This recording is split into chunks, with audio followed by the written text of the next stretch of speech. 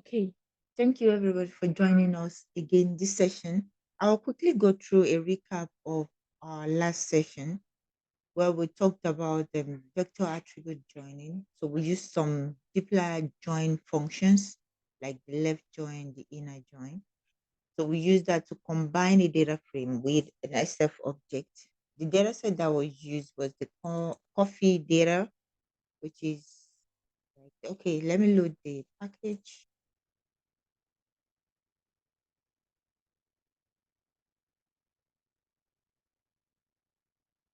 Okay.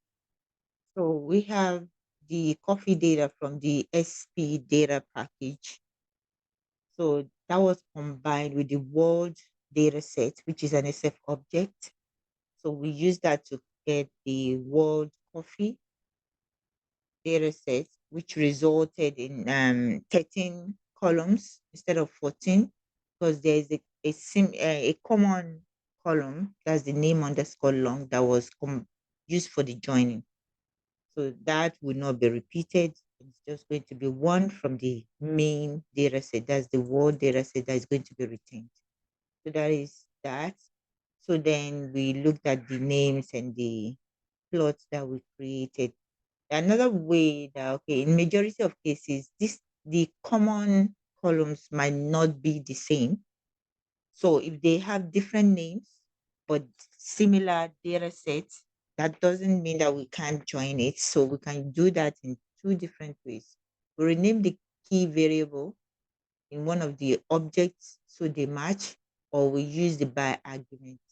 So in this case, we're going to rename the column within the coffee data. So we're going to now create a new data set that is a new data frame with the changed name, like so. So this will help us to create another join. Now we're going to be using the by argument, and we'll passing in the result of the join underscore by function, which is an helper function for this function, the left join. So if you run the entire code like we did the last time, you'll get a new data set, but the join will still be achieved because we're saying the name long from the word data set is the same thing as the NM column in the coffee underscore renamed data set. So that is that. So then we also looked at using the inner join, where in cases where we only want observations that matched for the two data sets. So this is where we use the inner join. So it's only going to return matched data and observations. So that's why we're having 45 rows instead of 177 rows. So okay.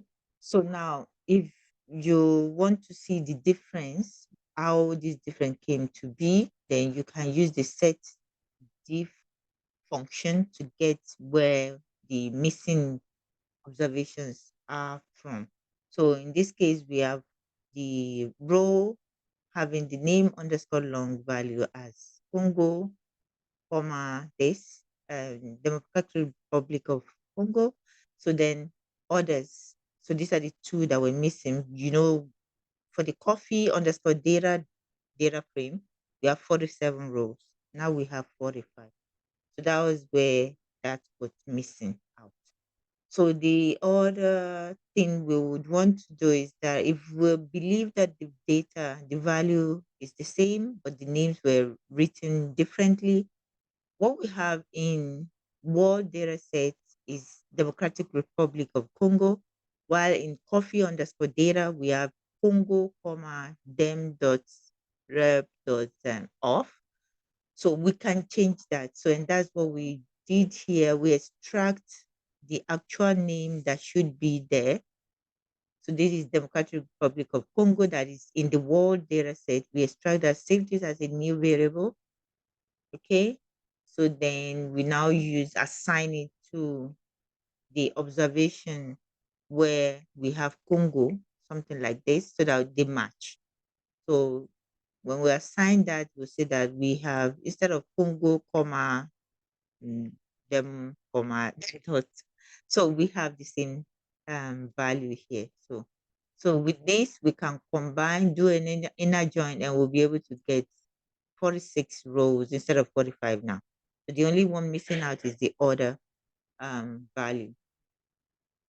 So it is also possible to join in other directions, starting with a non-spatial data set. So we can start with a non-spatial data set, that's the data is a normal data frame. Then we'll now join with the world data set. So that would return a normal a normal data object for to us. So if you check the class, let me see, okay, the class for this, so we'll have the table data frame structure. Although that column should still be there from what we did. Yeah, the column for the geom is still available there. So, but this class is still going to be a data frame, a normal data frame. So creating attributes and removing spatial information. So we also look at how we can create new attributes. So in this case, we're creating the population density, which is calculated this way. So we'll use that, then we'll have an extra column. So instead of 11 columns, we have a new column with the name pop underscore dense. So if we look through, we should be able to get as the last column. So this is it. So that is done. So another way is that we can use the mutate function from the dplyr package. So this is just the same thing as what we did. That's what we did here. So if you do that, you get the same thing. But no, okay, sorry, we use it here. So the transmute function acts differently, functions differently, in the sense that the only thing you'll get is the new attribute that you created. So it's going to discard the other one, drop all the other columns. So if you check out this world underscore new three, we only have that new attribute that's created, but we still have the geometry column, that's the spatial attribute there. So also we looked at the unite. This combines the subcolumns, and then we'll have everything. We can now combine whatever we get from this and we assign it back to what we have here. So let's just look at this one. You run this and you get 10 10 columns now. So 10 columns because we are combining two now. So separating them with this. So the values from these two columns are combined as just one column. So we are now having one less than what we had before. So instead of having 11 plus another one, we only have one because we are uniting two columns. So 2 minus 11, that will give us 9. But and also we are getting a new column, con underscore reg, that will now give us back 10 columns. So that is for this one. So another thing that we did, okay, I think we stopped here.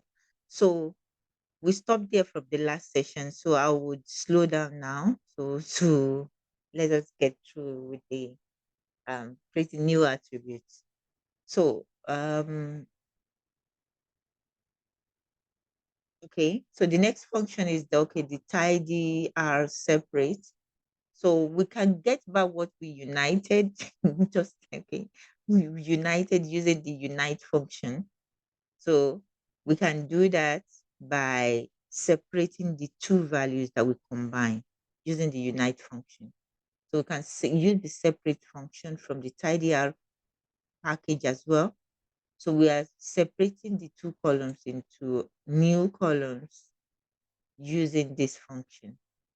So all you just need to do is pass that variable or the column. Then you let us have a vector of the two columns that you want to be created from the split or the separation. Then how are we going to separate it? We're separating using this character, the special character here. That's the colon. So that's going to help us to achieve this. So I will run the code chunk and then we have this. So if you look at the data set, it's going to be at the end. The new columns are going to be at the end. Yeah. Oh, okay. I've run everything. So because of the selection that we did here, we would have it as the ones here. So so we're selecting this and let me run it again. So we should have the continent and the reg as the first columns. Yes, now we have it here. So that is for this. So the renaming columns, we've done this before. So we can rename in a column within our data set, maybe data frame. So using this function, or we use the set names. So to do multiple changes to the column names. So this is an example. So we have a vector that is saved or assigned to a new variable name, new names. So this is going to represent all the columns that we have in the world data sets. So we want to change all of them at once. So that's the kind of where the set names comes in. So this is going to take the new names and just reassign it to all the columns that we have. So if we run this one, we're going to get something different. So now we have columns with I and so on. So just make sure you're using a kind of a meaningful name for your variable names or columns. So this is just an example. So, but if you want to use the rename function for more than one column, you can do the same, but kind of not so straightforward as this. So, but you have to assign each one at a time. So you can also do that. So we create a new vector that's new names, want to change only two. So we can do that here. So this is just going to be applicable to only two columns.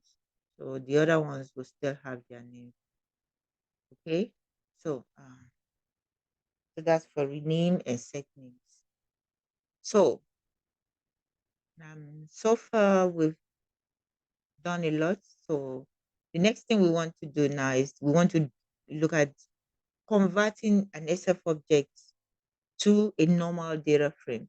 So sometimes it makes sense to remove the geometry from our SF objects to have something simple that we can work with. So that we take out the sticky nature of the SF object, that's the geom column there. So we can do this by using the function st underscore drop underscore geometry. So it's going to drop that or delete the geom column, the geometry column. So not manually with so, but we can achieve that with normal commands like just the select statement here. So we can't do that. So we have to use this function. If we use the function, then we'll be able to have a simple normal data frame. So the jump column is going to be missing now. So because we've dropped it. So let me just go through and then we'll see. So this is the last column here. So it's no more within the data set. So so manipulating raster objects. There are different ways that we can manipulate the raster objects. Excuse me.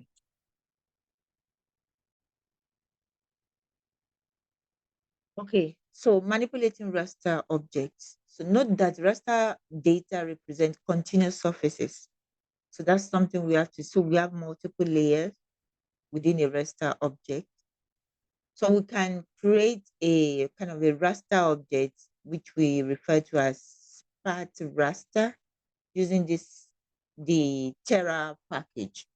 So if we want to create one, we can use the rast function. So this is going to create a spat raster object for us. So we can create one with 6 rows and 6 columns. Then we set the minimum and maximum spatial extent in X and Y. So in the X and Y direction. So we have to assign the minimum and the max for the X axis. Then for the Y axis, we also do the same. Then values, set values that each cell contains. So numeric data ranges. So here we have numeric data ranging from 1 to 36. So we can run this, then we have an object. So class. So we want to check the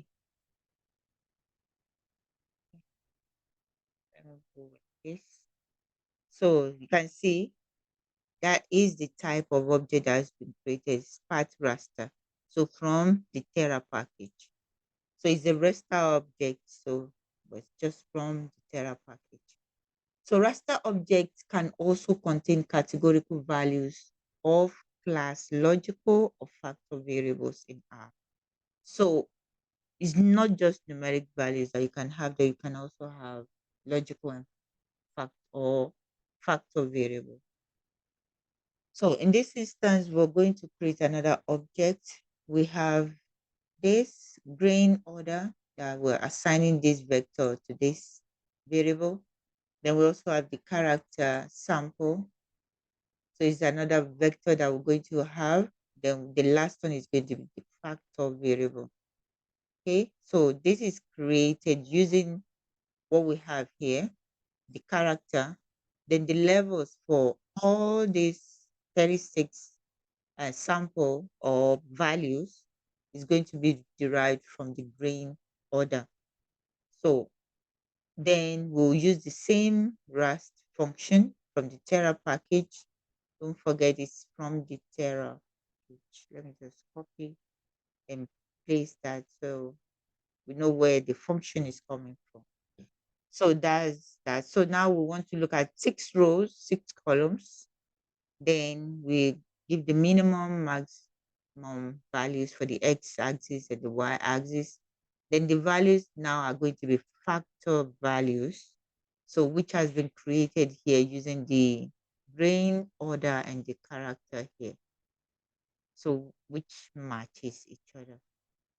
So now, so the green. So now, so we still have the sparse raster object from the Terra package. Then the dimension is this. That's the number of rows, number of columns, the number of layer is just 1. Then we have the resolution as this, then extent, the min max values for the X and Y axis. Then the coordinate reference is based on the CRS configurational standard. So then the others, so the layer one, the only one layer is layer one. So then the raster object stores the corresponding lookup table or raster attribute table as a list of data frames, which can be viewed with cards. So if you want to get out all this the information about the raster attribute table, you use this function cards. So here we want to create a new one, a new raster object from the grain that we created so that we don't overwrite the original data set. So this, you assign that to grain 2. Then the levels now are going to be set here.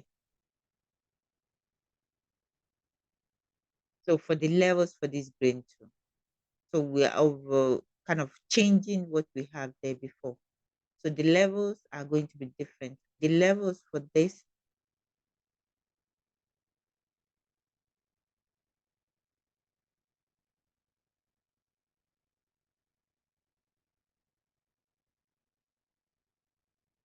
so the levels for the original data and sparse raster that we created was clay, slate, and sand. So, but here we are changing that because we have a new object, grain 2. So we're changing that. So that is going to be wet, moist, dry. So for the first one, it was clay, slate, and sand. So now we go to raster subsetting. Raster subsetting is done by the base R operator, that's the square bracket, which accepts a variety of inputs. So which includes row column indexing, the cell IDs. We'll talk about multi-layers raster. Then we also want to look at the coordinates as well as another special object. So here we're looking at the first row and first column. Then the second one is just the first cell. So if we look at the first one, that is the first layer, the value is there. Then the second one, we're using the cell ID. Okay, so it gives us the same thing. So either way, it's okay. So subsetting of multi-layered raster object will return the cell values for each layer. Okay, so for example now, 2 layers, okay, is going to be this.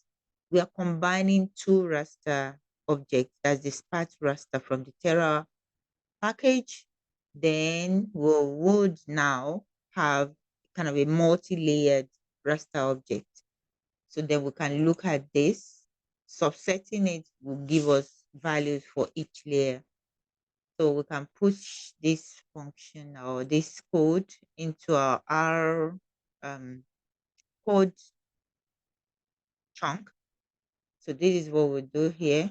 So remember, don't get confused with the semicolon. It's just the end to a code statement, because we're using the equal to sign. So you can also change it and use the assignment operator that you're used to. Either way, it's okay. So the first one we do this, then we subset each layer to get the value there. So this is for subsetting multi-layered raster objects. So to extract all values, you can also use the values function. So any function that you come across will be while reviewing later. Just make sure you find out more about it so that you don't get lost. Most of the functions that might not have added the package names there. So just use the question mark and you will be good to go. So, but this one, so, okay. So that is for this. So just use that and you get all the information about the layers. So that is that. So then, so modifying cell values by overwriting existing values in conjunction with a subsetting operation, just like we do, we can get subset any of the layers or values or cells. Either you use the row ID and column number, or row number or and column number, or use the column and the cell ID. So either way is okay. So then this, so you can reassign this. The value here was 1 before. Okay. So now we're assigning 0 to it. So if you go through and you look through, the first cell is now 0 instead of 1. So that is how you can get it. So also modify multiple cells. So here we want to modify more than one cell. So we want to modify the first cell and the second one. So we assign that, then you can look at everything. So the first 2 cells are now zeros. So the next thing is that we want to replace values of multi-layered rasters with a matrix with as many columns as layers and rows as replaceable cells. So what we mean there is that, okay, 2 layers now, we created this using 2 sparse raster objects. So if we look at the values here, we already created this. So we can look at the values. These are the values that we have. Okay, so then for the first one, what should be there is just okay. Okay, excuse me.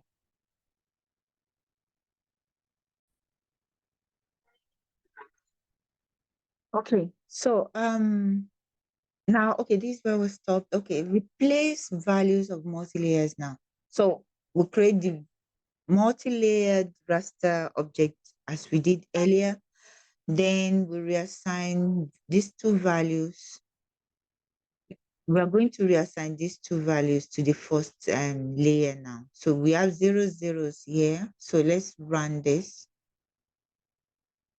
Then for the first one, we're going to have 4 and 1. But let me bring this and let's look at everything. So you can see we have everything here. So when you subset using 1, you're going to get the value for the first layer of the raster object. So here we have the factors here. There's the clay, I think sand, and so this is what we had before. I can't remember. Okay, so we have clay, slate, sand. So the first one was the clay. That's why we're having this value here. Okay. So where am I? Okay. I think this is where we stop. Yes. So that is why you have clay here. Okay. So if we use it, if we want to see everything, we take out the one, then we'll get for both those values that were replaced. Here was 0 before. Now it's being replaced. For the first layer is 1, then the second one is also is 4. So that is just basically how you get out your values subsetting multi-layers. So that's done there. So summarizing and raster objects. Okay. So Terra contains functions for extracting descriptive statistics for the entire rasters. So you can check out these functions here. If you put the package name with double colon, then you'll see the various functions that will come out. So another thing is this, printing a raster object to the console by typing its name returns the minimum and maximum values of a raster. So if we run this using the names of the raster objects, this is what we're going to get for each one of them. So if we take the first one first, okay, this is it. For the LF, is a sparse raster object from the Terra package. Then you have the dimensions and the extent, that's the min max values, the resolution. That's just a summary of what the object is all about. Then you can also use the summary package and function, sorry, from the Terra package as well. So you can use it on in either of the two or the two combined. So then we'll get the descriptive statistics here, everything. So I'll run this for the LF raster object.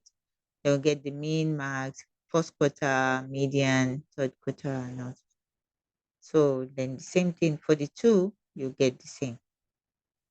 So further summary operations such as the standard deviation or custom summary statistics can be calculated with the global function, also from the Terra package. So I'll run this. The default that we're going to have is the mean value, but you can change that by specifying the statistical operation that you want. So this is the standard deviation now. So then the next one is going to be for frequency. Function allows you to get the frequency table of categorical values. So this is what we'll have. So if we change that to LF, you get a different one. So the counts, how many of the layers do you have as clay, slate, sand, and so on and so forth. So this is what we'll get here. So you can visualize raster value statistics. So using these functions, okay, all available in the Terra package. So I'll use that object, histogram, So there is that. Then in case the desired visualization function does not work, you can work around that using the values function to help get extract the values. Then we can do this. So this is where we'll stop for the concluding part of the um, chapter 3. Okay. Okay, now let's go through the exercises for chapter 3. So we have this quarto document, so you can always get it from the repo. So and we also have the book also has solutions to these questions as well. So I'll quickly go through, then we'll round up this session for today. For these exercises, we'll use the US underscore states and the US underscore states underscore GF dataset from the SP data package as well. So you must have attached the package. So all these are just steps that you need to go through. So to get access to the data sets that we're going to use in the exercise. So I'm loading that here. So this is the data. We load the library. Let me just split that into two. So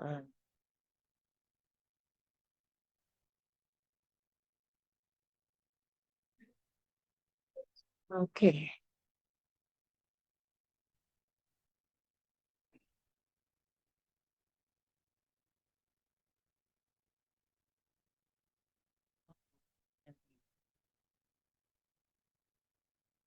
Okay, let's go back. The visual. Okay, now I'll load the package. So the package that then we attach the data to the environment, our session. So we have both data sets there. We should have that somewhere. Okay, here it's under the values. So we have the two here. Okay. So now we can go through the description of the data set. So US underscore state is a special object containing geometry and a few attributes, including name, region, area, and population of states within the contiguous United States. US underscore states underscore DF is a data frame, so containing the name and additional variables, including median income and poverty level for the years 2010 and 2015 of US state of the United States, sorry, including Alaska, Hawaii, and Puerto Rico. So the data comes from the United States Census Bureau and is documented in this. So you can just use the question mark to get more information about this. So if you run that, you get two. So you get it to here. So we go to the first question. Create a new object called US underscore states underscore name that contains only the name column from the US underscore states object using either base R or tidyverse select syntax. So this basically is simple. So what we'll just do is we'll give a new variable name, assign it to the name column within the US underscore states. So let me use that states. So if we look through, we know it's an SF object, but it still has some information that we can access. So let me bring this up. For the DF, no, for the I want to save, let's view. Okay. So okay, here. So now we have the geo ID, name, region, area, total population for 2010, total population for 2015, then the geometry column. So this is the column that we actually want to extract with subsets. So what we're doing here is that we're subsetting that column and it's going to give us the names and the sticky nature of the geometry attributes there. So it's still going to come with it because it's an SF object. So this is what we needed. So what we're going to do is we subset that out, then we assign it to a new variable name or object name this. You can also use the select statement like this. So maybe let's see states. So the dollar sign also can help you to access that. So control enter to get the same thing. Okay. So we'll be able to get out the name column. So either way, you have a choice. You have a choice on the method you want to use. You can do the same, assign this and just push it there. So let me comment this out. So, okay, that is for that question. So saying what is the class of the new object and what makes it geographic? So what makes it geographic is the sticky geometry column. So that's that. So then the second question, select columns from the US underscore state subject which contain population data. Obtain the same result using a different command. Bonus, try to find 3 ways of obtaining the same result. So you can try this on your own. I tried to get some information, some options by myself here, and you can also get it from the solution in the book. So the first one is that we're selecting columns that starts with total underscore, total underscore. So obtain what they ask us to do is containing population data. Okay, so this is what I did. So this for the first one. So these 2 columns. Then the second one, the same thing. So it contains total. The column name contains total. The same thing. It contains total underscore. Then you can also go using a much more robust um, regex. So you can use this. We're starting with total underscore pop underscore this, followed by more than one numerical value or digits. That is going to be the last thing that you're going to see in the column name. So it ends the name of the column. So that is what we're doing here. So this is going to return the same thing. So question 3, find all states with the following characteristics. Bonus, find and plot them. Okay. Belong to, okay, one, the first option is here. They belong to the Midwest region. So this is it. We'll filter and then we'll be able to get region is equal to Midwest. So that's the way we can achieve this task. So all states that belongs to the Midwest region. So if you do this, you'll be able to get this information out. So you can draw the map, you can create the map as well. So then the second option, belong to the West region, have an area below 250,000 kilometers square, and in 2015, a population greater than 5 million residents. Hence, you may need to use the function units colon colon set underscore units. So, or as numeric. So the problem here is this, the column area is not just a normal vector. So we can look at the class US underscore states here, dollar sign area. So you can see it's a unit type object, so vector. So we can't just treat it like a normal vector. So it will be difficult to subset using the values there. So, and if you also look at it, maybe let's so so this is the values that you're going to get out of it. But if you can see it's attaching units, it's telling you that the units for this value is kilometer square. But if you view it here, you're not going to get the numeric values only. You have the kilometer caret 2 attached to it in a square bracket. So the only way you can deal with that is use the units to create the filter that will help us to achieve this task for the second task here. So the first one is that we'll filter based on the region. It's based in the West region. Then area is going to be less than, that's below, less than 250,000, okay, kilometers square units.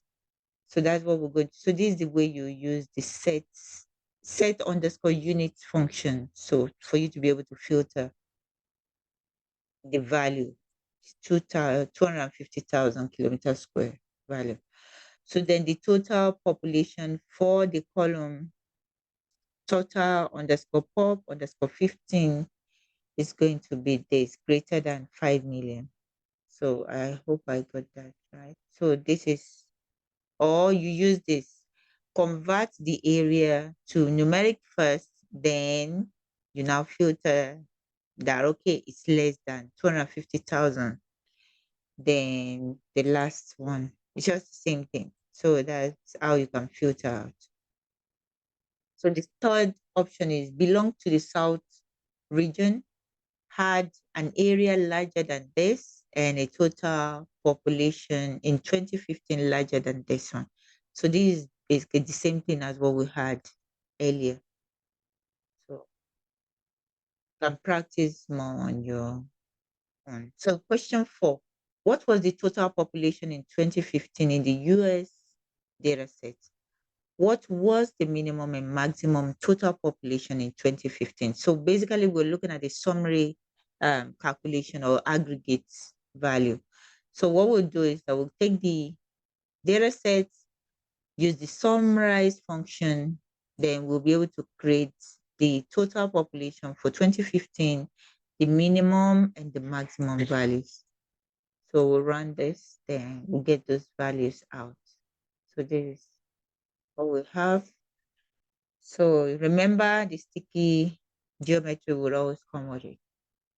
So then the fifth one, how many states are there in each region? How many states? So it's still the summary function. We group by first, we group by region, then we'll be able to count using the n function. So we'll run this and then we'll be able to get the values.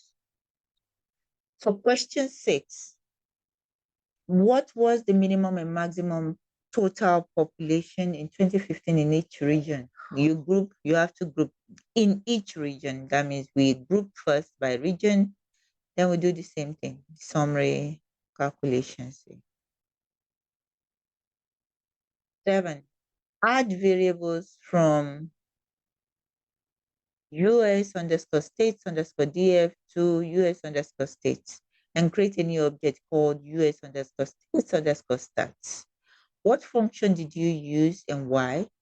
Which variable is the key in both data sets? What is the class of the new object? So we're starting from what? We're supposed to start, okay, to this one. So we're starting from a SF object to a data frame, a simple data frame. Then that should result into an SF object for us. So if we do this and do this, so we'll have an SF object. But if we're going the other way around, we start with the DF. Okay, we're combining this. So all I just need to do is DF. Okay, just delete this. Yeah. Okay, so if we do this, it's going to be a okay, sorry. Oh, okay, because of this, so it's going to be this way. I think this should be okay. Let's try this again. Okay, good. So now, because state is from here, while name belongs to the US underscore state. So this would basically give us a plain data frame. So either way, you know what you're expecting.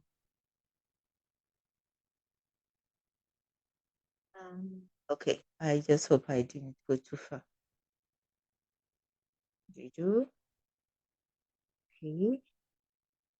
Okay, let me just see if I, okay, no errors there. So, I'll go.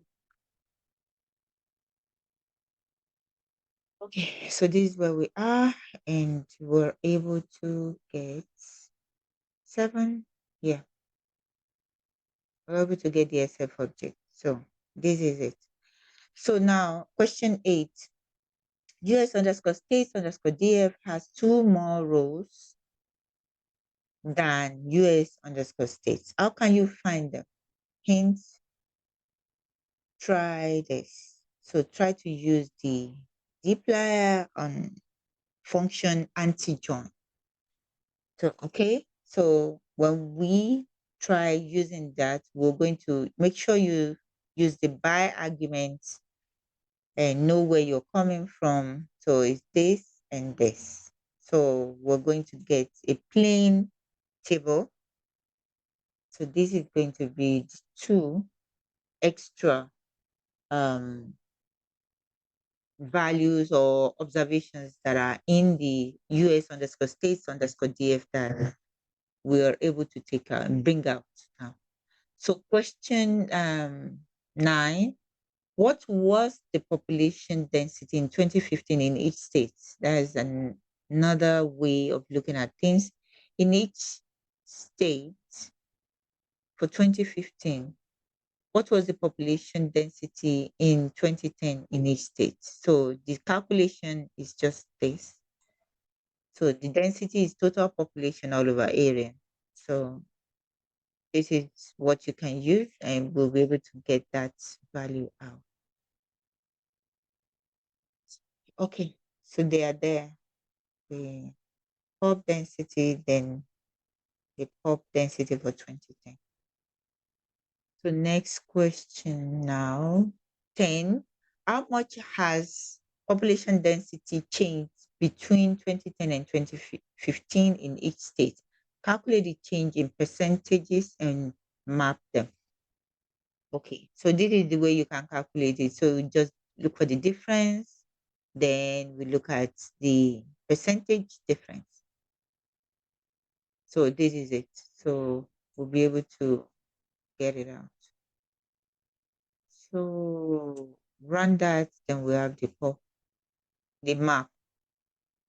So change the column names in US underscore states to lowercase. Hint, the helper function to lower and column names. Is that easy? So just have to know that you have nested functions. So this call names function with the period as the argument or the value for the argument is just simply saying all the columns. Okay. Then to lower, that means convert all the column names that is going to be returned by the call names, convert them to lower cases. So now what we're going to do is that now going to set these values that have been extracted or converted to the new column names for our object. So we run this, then you will see that everything is going to be lowercase, all of them. So now the next 12, using US underscore state underscore and US underscore state underscore DF, create a new object called US underscore states underscore cell, SEL. The new object should have only 2 variables, median underscore income underscore 15 and geometry. Print the name of the median underscore income to income. Okay. So what do we do? We're going to combine first. Okay, this is done, it's achieved by this. Then Okay, then this. Um, okay, I'm not sure if we have this in the columns. Let me check in as one of the columns there. So I need to be sure. Okay, medium income, yes, it's also there. So that is just that. So after combining, then we now select only this column. This is the original name, but you can use the select statement to reassign um, the value to this, or you use the function. You can do that as well. The function rename.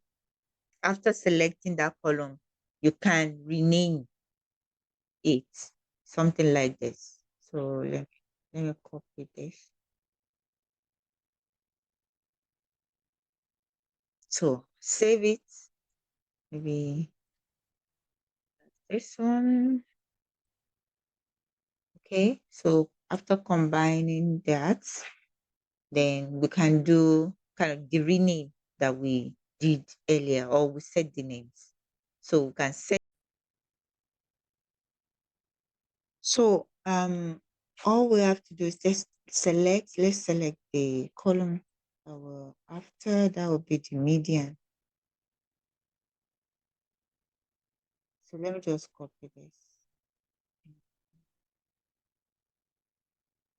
this, then type it, might be a longer route. So we say rename. So the new name, income, is equal to the old name. So this should give us the same thing. So maybe we'll make it 2. So let me just put this one. Or okay. I don't know which. Okay, we have something like this before. So maybe income. Let me just do this. So I'll do this. Then US state.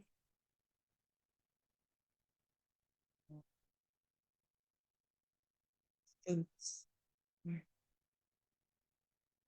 Okay. Oh, okay. So we should have that again. So it's the same thing. So whichever route you want to take, you can choose your own choice of implementation. So next one, okay. So let's see. Okay, calculate the change in the number of residents living below the poverty level between 2010 and 2015. So we're using this for documentation on the poverty level. So let's just check this.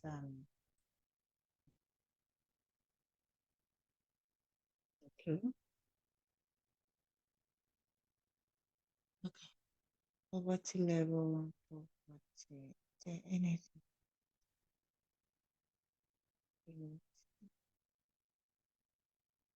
Okay, I think okay, it's on the okay, yeah. This is what the columns here actually represents the number of people with income below poverty level in 2010. So we don't need to do any filtering or anything. So all we just need to look for is the difference. So that difference is what we're calculating here. So if you run this, you will be able to get something that gives us that POV change. So that column should be the last, yes. Let's see. Yeah, the last one here. So that is that. So what's the next question? Okay, the bonus question is calculate the change in the percentage of residents living below the poverty level in each state. So we just need to kind of extend what we did here and have the percentage calculated for us. Just run this and then we'll be able to achieve that. So what was the minimum average? Okay, the minimum average and maximum states number of people living below the poverty line in 2015 for each region. So basically, if we're looking at this, we'll have to group first, then we'll do the summarization. So we'll be able to get that value. So we'll get it. So this is it. So the last one is this. So then we have the sticky geometry there. So bonus, what is the region with the largest increase in people living below the poverty line? So if you go through what we've done, so we can take that of this, not the minimum now. So this is different. So what we need is the one with the change, POV underscore change. Okay, we did that earlier. Okay, this one. So the outcome of this data object is what we're going to use for this um,